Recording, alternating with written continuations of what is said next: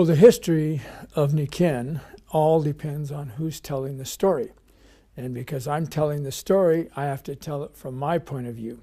Because it's one of those arenas where, there are those events in our lives that we really know ahead of time they're going to be a big event. But there's other times when we don't really know.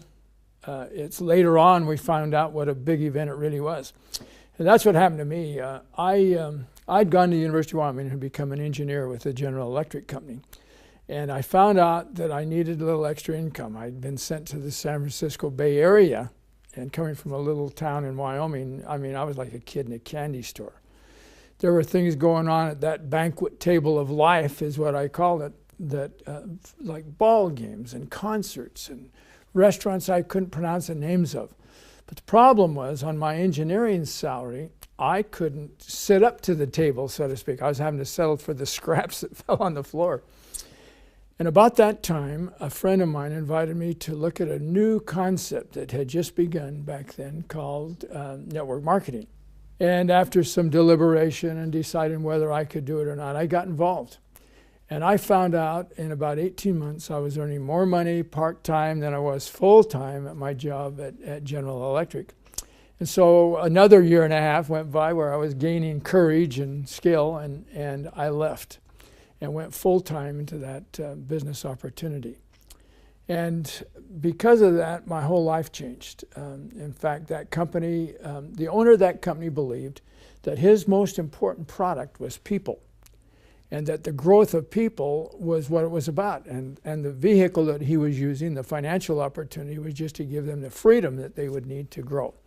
Well, I loved that. In fact, he eventually made me one of the instructors of that company, and in about a year and a half later, we were the #1 distributors in the world in that company.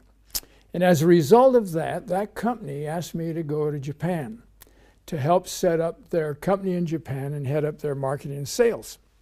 What happened was really interesting. I arrived, and I even hesitate to mention the dates because I'm not as old as I look, really, But what happened, I arrived in December of 1972.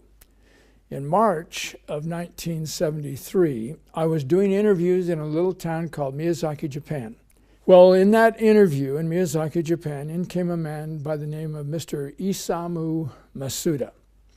And Mr. Masuda had, in the same month that I had arrived, in December of the year previous, 72, he'd had a son born with a very serious physical problem. And he, at that time, was just a desk clerk in a bus barn.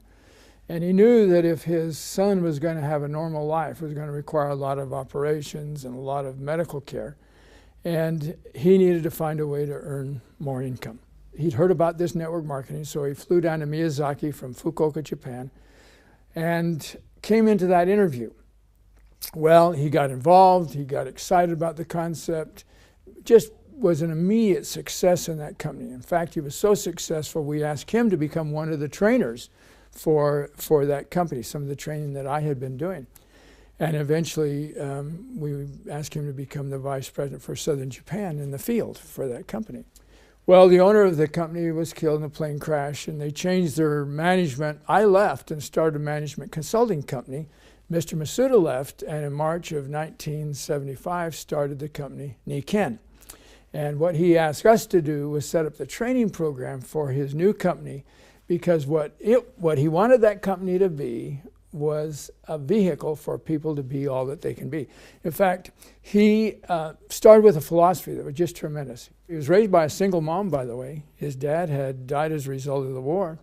And she had evidently whispered to him nightly, probably, about how if he was going to have a peaceful, joyful life, he needed to have a life of balance. So here he was starting this new company, and he was going to have a chance to put into effect a philosophy that is now just such a key part of the company called balance in the 5 pillars of health: healthy mind, healthy body, healthy family relationships, contribution to society, and healthy finances. But his slogan was the key. It was a company about humans being more. He wanted his most important product to be clear that it was about the growth of people. That's how the company started. Well, things went along just amazingly. He found some people who believed what he believed and who banded with him. And in fact, in 4 years, he had just one product. They had come across these Japanese scientists who had been studied magnetic deficiency syndrome is what they called it, and the effects of the Earth's magnetic field being diminished. And they had come up with a prototype called mag steps today, with a little bumps to massage the feet with magnets in it. With that one product, they reached $1 billion in sales faster than any company in history up to that point. About a year and a half into that, I came back to the States and just occasionally did training programs for him. He'd send people over he wanted me to train, that kind of thing. And then in 1989, we finally convinced him to bring the company to North America. Up to that point, he resisted it, saying the Western world was not ready for that. The Western medicine, in order to be good health, you either had a knife, a shot, or a drug. And they weren't ready for this holistic approach. He's probably right. But in 1989, he decided it was time, and he selected as the person to head up his company in North America a good friend of his who was also raised by a single mom whose dad had died as a result of the war, exactly the same age, who had also been a key part of that original company, Mr. Tom Watanabe. And they asked me then to head up their training program in North America. And that was the result of it. Well, shortly thereafter, in 1990, he had his first international convention. He held his first convention in Sao Paulo, Brazil. We all went down there. It was a very exciting time, 2,500 excited people from around the world, most of them from Japan and Brazil.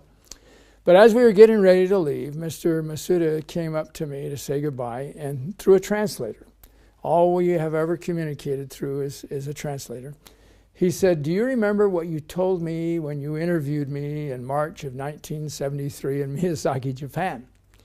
And I didn't have a clue. I didn't even remember interviewing him, much less what I had said. And I said, "No, I don't remember." Well, he reached into his coat pocket, pulled out a little 3x5 card, showed it to me. It was all written in Japanese. I couldn't read a word of it. But at the bottom of it, it said, "El Proffit." And he said, "What you told me in that interview changed my life." Well, I'm feeling pretty good. You know, that's what would your mama say, you know, that kind of thing. And I was smart enough to ask the translator what it said. It said, "In order to become the person you wish to become, you must first think, talk, walk, and act as if you already are that person." Well, now I recognized it because that was something that I had learned from Earl Nightingale in his Lead the Field series. And I had been playing that for 9 years every single day. And evidently in that interview, something triggered that response. And he said it changed his life. Well, I realized from that moment on that it's important that you show up, that you be where you say you're going to be, because who knows what you're going to be able to do or say or be that will inspire somebody who can really change the world.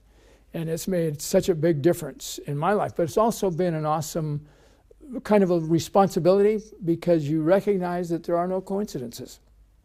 Everything happens for a reason.